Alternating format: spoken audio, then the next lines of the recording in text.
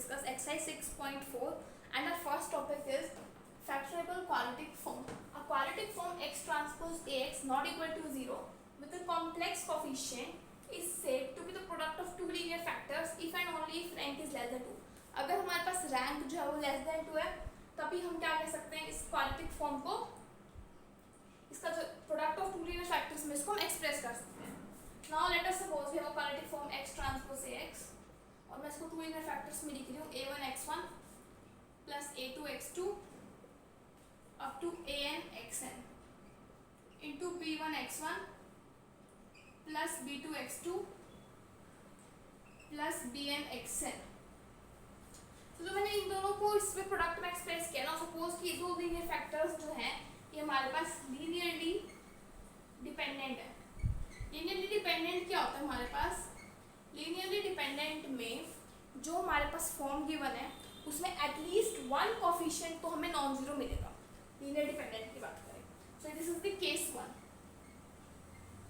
सो अगर ये linearly dependent है so we have done a theorem that one factor can be expressed as scalar multiple of other. So one vector can be expressed as scalar multiple of other. Suppose मैंने b1x1 up to bn(xn) को scalar multiple means k times of a1x1 up to an(xn) लिख लिया.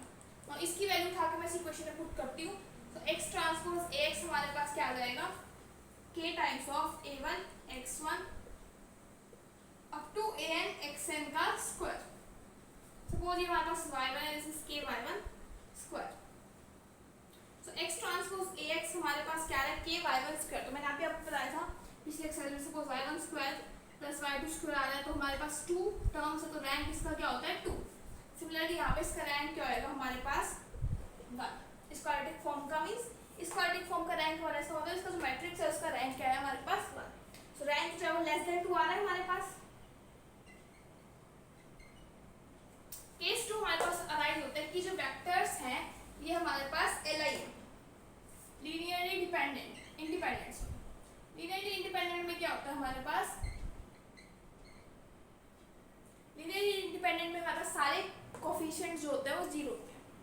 सो let us suppose कि ये हमारे पास r है और ये s है. तो x ट्रांसपोज ax को मैं क्या लिख सकती हूँ? r into s. Now further मैं क्या लिख सकती हूँ? x ट्रांसपोज ax को r into s चाहिए ना, हाफ ऑफ हाफ भी 1/4 r प्लस s का whole square minus 1/4 r minus s का होल स्क्वायर. जब आप इसको ओपन अप करोगे तो आपके पास r s आएगा मल्टीप्लिकेशन में. सो इसको मैं इस टाइप से लिख सकती हूँ. इसको लिख सकती हूँ 1/4 r प्लस s को मान लेते हैं y1 का स्क्वायर माइनस 1/4 y2 का स्क्वायर. जहाँ y1 मेरे पास क्या है? r plus s. इसका मीनिंग क्या है? a1x1 up to an(xn). y2 क्या है? r minus s. इसका मीनिंग क्या है? a1x1. यहाँ पे b1 वगैरह भी ऐड होंगे और यहाँ पे b वाली टर्म जो है वो हमारे पास सब्ट्रैक्ट होगी. सो इसको हमने दो मतलब जो ये जो वेक्टर्स हैं ये दो आ रहे हैं हमारे पास फैक्टर्स. सो इसका मतलब इसका रैंक जो है यहाँ पे 2 है. या तो रैंक इक्वल टू 2 होगा या हमारे पास लेस देन 2 होगा. Now let us see its converse part. converse part में हम क्या देखेंगे कि अगर हमारे पास रैंक 2 या 1 है तो हम उसको लीनियर फैक्टर्स के प्रोडक्ट में एक्सप्रेस कर सकते हैं. सपोज मेरे पास रैंक जो है 1 है. So let us do the converse part. So case 1 for rank is equal to 1. So rank अगर 1 है तो मैं x ट्रांसपोज ax को k into y1 स्क्वायर लिख सकती हूँ. k into y1 स्क्वायर को मैं क्या लिख सकती हूँ? k into y1 into y2. सो ये आ चुका है हमारे पास product of two linear factors.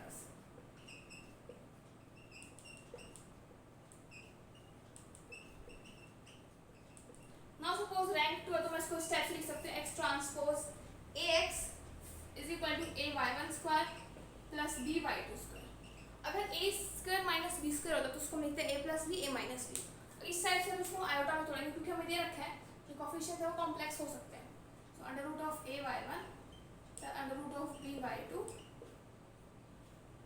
Under root of a y1 minus iota under root of b y2. So it is the product of two linear factors again. So converse part भी इसका हमारे पास true है. Now let us discuss types of quadratic form. So first we have positive definite. A real non-singular quadratic form means a matrix है non-singular है of the form Q is equal to x transpose Ax is said to be positive definite if Q is always positive. Q जो हमारे पास positive है real value के लिए, और Q zero कब है? for x is equal to zero, only for x is equal to zero.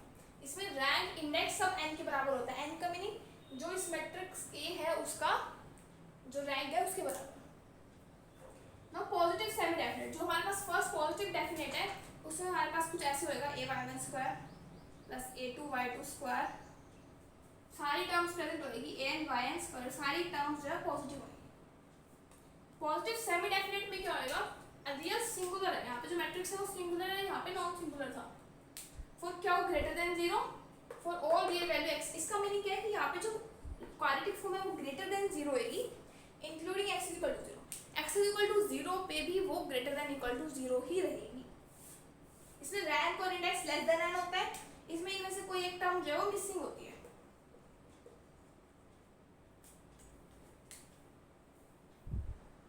Next type we have negative definite quadratic form.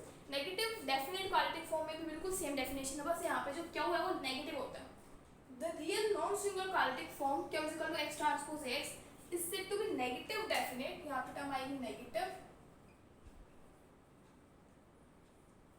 if Q is always negative for all real value of x and it is zero only if x is equal to zero. So यहाँ पे rank जो है वो n होएगा लेकिन index zero होगा. क्यों? Index हमारे पास पॉजिटिव टर्म्स होती हैं और ये इक्वेशन जो है इस टाइप की बनेगी a1 y1 square minus a2 y2 square up to an minus an yn square. इसमें सारी टर्म्स जो हमारे पास नेगेटिव आएंगे, सो पॉजिटिव टर्म्स हैं तो इंडेक्स जीरो हो जाएगा. नेगेटिव सेमी डेफिनेट में क्या होगा? ये कि रियल सिंगुलर होगी. इसमें जो क्यों वो less than equal to zero होगा for all real value of x. चाहे x हमारे पास जीरो हो तो भी क्यों हमारे पास less than equal to zero होगा.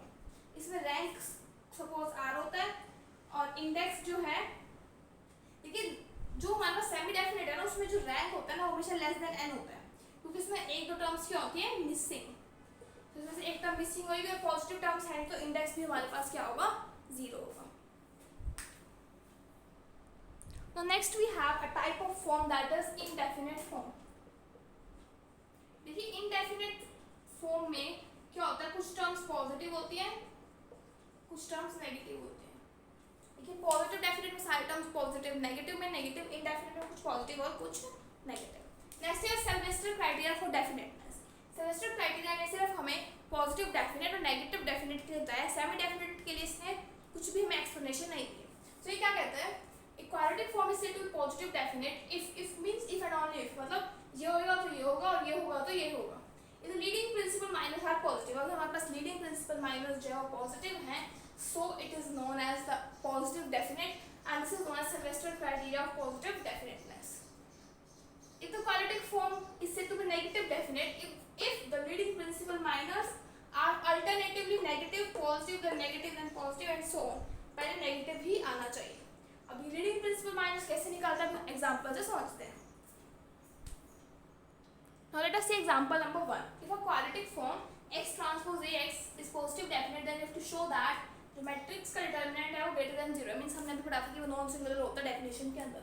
देखिए let us suppose we have this quadratic form and there exist a matrix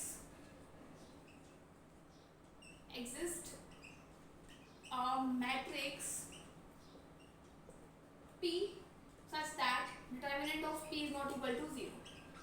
हम एक मैट्रिक्स कंसीडर करते हैं जिसका डिटरमिनेंट नॉट इक्वल टू 0 है. So we know that P transpose AP हमारे पास क्या होगा? एक आइडेंटिटी मैट्रिक्स. क्योंकि A जो मैट्रिक्स है उसको कुछ P से ट्रांसपोज से मल्टीप्लाई किया और P से मल्टीप्लाई किया ताकि हमें आइडेंटिटी मिल जाए. अब taking determinant both side P transpose AP is equal to 1. सो यहाँ से आ जाएगा A इंटू P का स्क्वायर इज इक्वल टू 1. सो यहाँ आ जाएगा A ट्रांसपोज, क्योंकि ट्रांसपोज और सिंपल मैट्रिक्स का डिटरमिनेंट क्या होता है हमारे पास सेम. सो आ जाएगा 1 by determinant of P square and P का डिटरमिनेंट हमें ले रखा है नॉट इक्वल टू 0. लेट क्या था इसका मतलब A का डिटरमिनेंट भी क्या आएगा? Not equal to 0. Therefore A का determinant is greater than 0. Next prove that the quadratic form is positive definite. ऐसा हमें दिख रहा है पॉजिटिव टर्म्स तो पॉजिटिव डेफिनेट होएगी, लेकिन फिर भी इसको कैसे लिखेंगे? पहले क्वाड्रेटिक फॉर्म को मैट्रिक्स नोटेशन में लिखेंगे ताकि हमें मैट्रिक्स A ऑब्टेन हो.